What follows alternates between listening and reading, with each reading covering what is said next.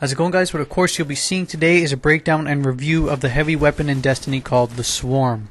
It can be acquired in many different ways, through random drops in the Crucible, Nightfall strikes, or even just straight up bought from the Vanguard Quartermaster for 150 marks once you reach rep level 3. Personally, I was actually lucky enough to get this through a legendary Ingram. Surprised the hell out of me, and lucky me, I guess. I happened to be on the Cryptarch side that day. I got the rough stats from Destiny DB, so they might not be perfect, but logistically speaking, of course, I feel I can put out a comprehensive strengths weaknesses review based on them. So here we go. The gun itself starts with a 248 base damage and increases to 300 once it's fully upgraded. The element it comes with basically can be any of the three of Arc, Void, and Solar damage. I happen to get Arc. To upgrade the Swarm, you'll need Glimmer, Weapons Parts, and Ascendant Energy. The other form, whether it be Relic Iron, Spirit Bloom, or Helium Coil, something of that sort, might be different for your weapon, so I don't want to state one definitively. The fire rate is listed as 66%. The impact rating is a sky-high 53.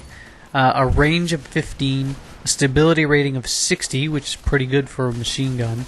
A reload percent of 26, which as you'd expect would be pretty low.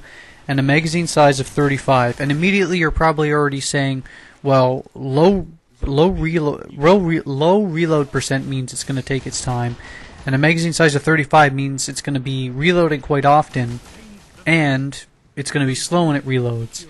But what you'll be seeing here is a low fire rate, but extremely stable and extremely high damage output machine gun, which is exactly my favorite type.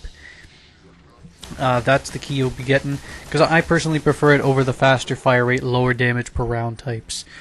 In terms of PvP damage output, this weapon hits for 50 damage on non-critical and 63 on headshots, which is sky high as you'd expect. With regard to the skill tree, because this is a legendary weapon and not an exotic, unless you buy it off the Vanguard dealer, you're going to have tons of variation among every damage upgrade perk, because there's 5 of those. The rest are basically completely from a loot pool, and that happens to be what you get. First off, the first 3 perks in a vertical line have some degree of control over recoil versus impact and range, and there's obviously a trade-off. If you pick increased recoil control, you're probably going to sacrifice some range or impact, and if you increase your impact or range, you're probably going to have worse recoil. So there's a trade-off. And of course, it comes down to preference as to which you'd prefer. When breaking down the rest of the skill tree, the first important perk to me again is random, but there's plenty of good options to choose from, which range from recoil control to stability increases.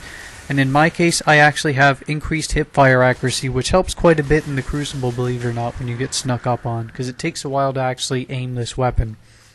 The next 3 perks, which again vary from recoil control to reload speed to increased round size, causing staggering targets, especially in PvE, give you some more choices. Mine's equipped with Snapshot, which basically allows increased weapon speed, aiming speed anyway, of the 3 choices I had, and that's what I prefer. The Keystone perk of the weapon basically gives you the potential option of bonus reload speed or damage, or increased ammo availability. Mine is reactive reload, which basically once I get a kill I'm allowed to reload the weapon faster, which helps a lot considering like I already mentioned, the fact that it reloads slow anyway. And like I said, the rest of the perks, and there's 5 more out there, are damage upgrades. With regard to my overall impressions of the weapon, I believe it to be among one of the best heavy weapons in the game, and that's because I prefer weapons with little to no recoil and a high damage per round or impact, but a slower fire rate. This way I control engagements, and if I lose, it's due to my mistakes rather than the gun's recoil being unpredictable every time you shoot it. Having random recoil is one of the many that comes with many of the faster fire rate machine guns, and it just leaves me with that lack of confidence feel, because every time I pull the trigger, that first shot recoil multiplier is going to send it anywhere, and it takes a couple seconds to get yourself on target, and in the Crucible that's a nightmare. In this gun, there is no problem with that whatsoever. It's a sure bet for extreme damage in PvP, and in PvE, as you might expect, it functions the exact same way. The only issue in PvE I find is actually being being put into large swarms, like facing a ton of thralls. Pardon the pun, actually there, because unlike many of the other faster fire rate weapons where you can just spray them down like a hose, you might not be able to keep up with the extreme amount of mobs at times. That, and like I said, the small magazine size and slow reload time mean you're going to be reloading a lot because of the small mag, but because I have damage equals faster reload time, it sort of negates that a little bit. But there's not a lot of negatives with this weapon. So yes, I'd recommend it. I think it's very, very good. The two weaknesses I described can be easily countered if you're lucky enough to get a reload speed perk. But even if not, I'd still recommend this. This thing's usually an almost guaranteed 5 kill streak if you pick up heavy ammo in the Crucible. It's a legitimate monster. But that's my view on it. If you differ or agree, let me know in the comments.